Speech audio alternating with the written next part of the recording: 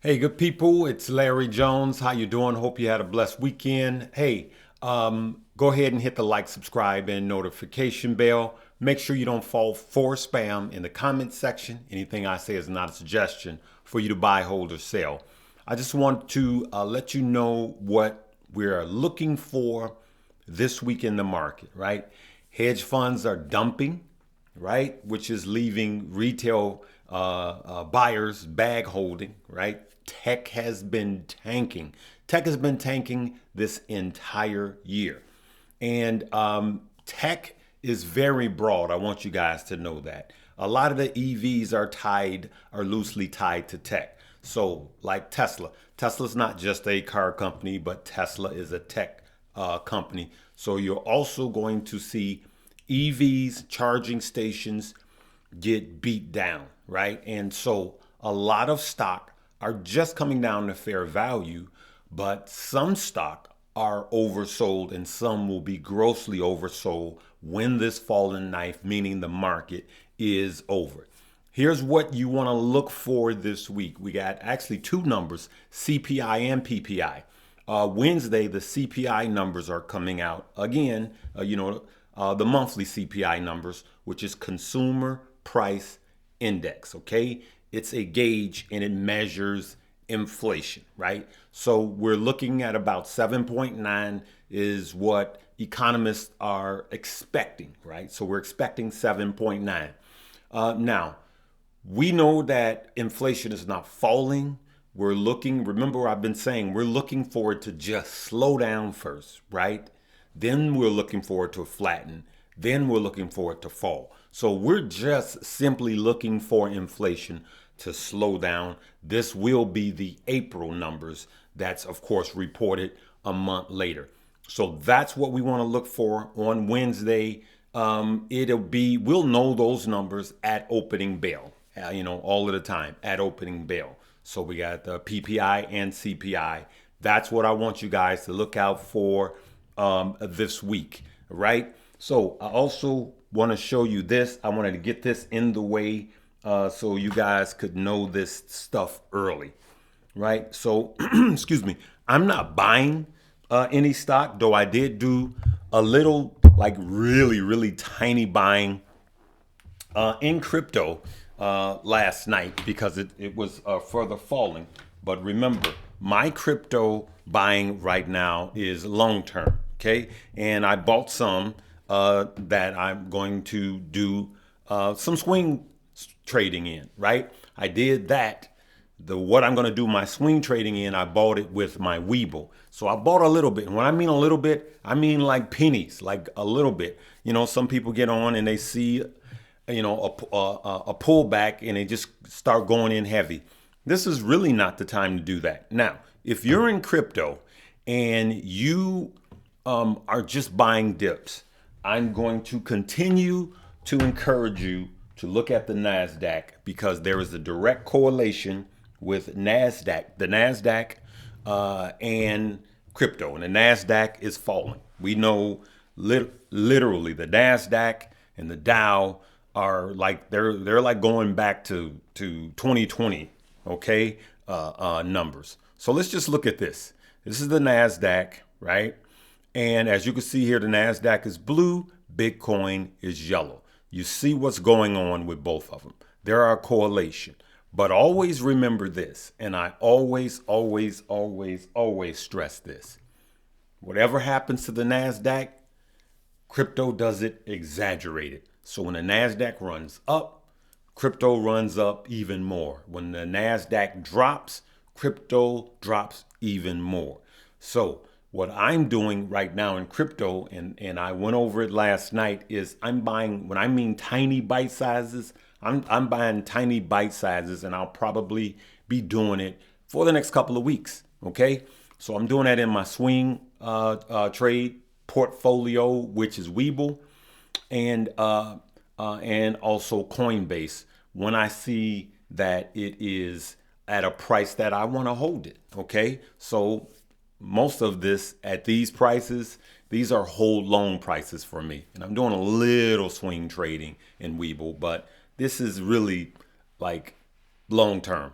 because that's when you're going to make the greatest amount of money long term. So I'm just DCAing into crypto, and I'm going to be doing it actually daily in crypto. I don't do it daily with my stock, just in crypto, because crypto moves really violently. And so it has worked well for me. Let's go back to the charts. All right. So we see the correlation here. We see what's going on. Let's go over the last 6 months, right? And we see what's happening. There's just been a downtrend, just a falling knife, especially the beginning of this year. Just a falling knife. It's been trending downward. So that's why I would not be going in big on anything. And so for those of you that want to dump money, remember, anything I say is not a suggestion for you to buy, hold, or sell. No one has a crystal ball. No one knows where the absolute bottom is. I'm just telling you guys, before you do any of this, you should, if you're in crypto, you should look at what the Nasdaq is doing. Okay, let's look at these indexes. All right. So I have a theory, good people. And my theory is, and this is not technical, just like last night when I was buying some crypto, I was telling you guys that technically it was a falling knife, right? So I said, so listen, I want to show you guys what I'm doing and why I'm doing it. So technically, crypto is a falling knife, so is the NASDAQ. So know that, you've been warned, all right? But here's what I'm looking at for stocks. And I'm looking at the S&P like a lot of guys are doing. A lot of technical traders are looking at the S&P. Now, there's a lot of different numbers that people are saying the S&P will fall to, right? Some are saying 39. Some are saying 38. I heard this morning 32. I mean, you pick an analyst, I'll show you a different number, right? And so here's where I am going to start buying back in. I'm going to buy back in around the 3,800 mark on the S&P. And this is psychological. This is not technical. Maybe me and Stock Josh will talk about this on Technical Tuesday. I will be doing a Technical Tuesday tomorrow. But psychologically, I look at 38 because it's when the second stimulus check came out. So we know that the market was grossly overpumped by spending from the feds, right? So the Fed, right now, you look at all your stocks, the reality is they're taking back all of the money they gave you. That's what it is, okay? I hope I don't get flagged for that. So, and so that's what's been happening. The Fed giveth, the Fed taketh away. That's what's been going on, good people. You can dress it up the way you want to. But here's what I see. The first stimulus check was fair because remember, when COVID first hit, everything got shut down. And it just, for the GDP, spending and all of that took a direct hit. Remember, everything was shut down. Restaurants and all of this and hotels, all of this, just airlines. Nobody wanted to go anywhere. And there was a lot of money taken out of the system. So it had to be pumped back up. So I, for one, was for the first stimulus check. And then after that, it should have been over. And remember all of the money that they were giving businesses, the PPI money. I think that was PPI also. And, the big businesses was getting it and the small businesses that needed it wasn't getting it and all of that. Remember all of that madness? All of this liquidity got put into the market and people ran to the stock market, start pumping it up, didn't know anything about fair multiples on stocks and just kept buying these high multiple stock, and it artificially inflated the stock market, right? Myself personally, I took advantage of that because I was buying and selling.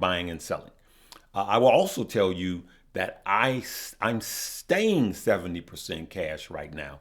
Even when a few weeks ago when we bought travel and air and cruise lines. Remember, we got in and we got out. So there's money to be made in this market. But right now, I'm not buying heavy into anything. You do what's best for you. But here's what I also see, and I'm going to end by this. Look at this. So after the first stimulus check, the second stimulus check started hitting about January or February, right? So it was cut in December, and it started hitting the bank accounts about January, right? So you got January and February spending. If you go back, let me blow this up. Remember, this is not technically proven. This is just Larry's psychology trading, okay?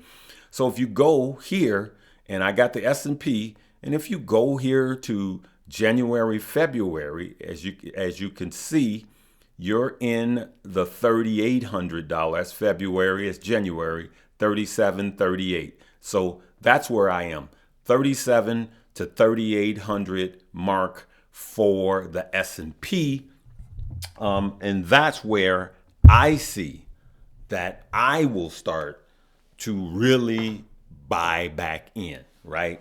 Really start buying back in. So me personally, 37 and 38. If it goes lower than that, now I'm not going to blindly start buying.